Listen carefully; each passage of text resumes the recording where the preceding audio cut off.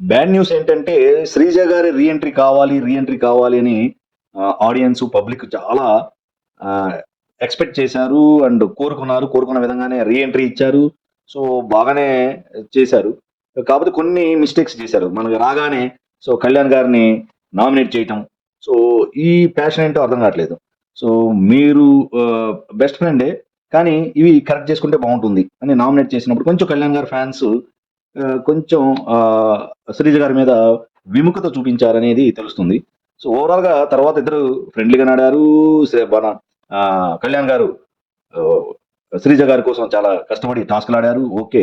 So కానీ మరి at the same time Tanuja గారితో కొంచెం గొడవ పడటం.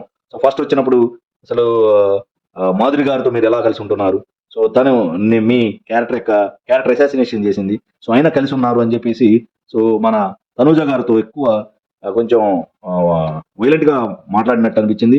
పాయింట్ కరెక్టే కానీ సో అడిగే విధానం కొంచెం డిఫరెంట్ గా అనిపించింది. సో ఓవరాల్ గా అంత బాగా ఆడినా సరే సో ఇక్కడ ఓటింగ్ అనేది మాత్రం కొంచెం ఆమెకి అన్యాయమే జరిగింది అని అనిపిస్తుంది. సో ఓటింగ్ అనేది అందరితో కలిపి జరిగితే బాగుండేది.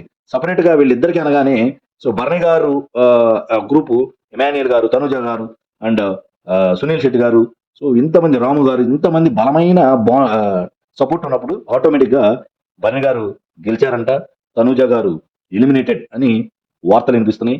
సో అది నిజంగానే జరిగింది. So better luck next time అన్నట్టు జరిగింది శ్రీజ గారి విషయంలో.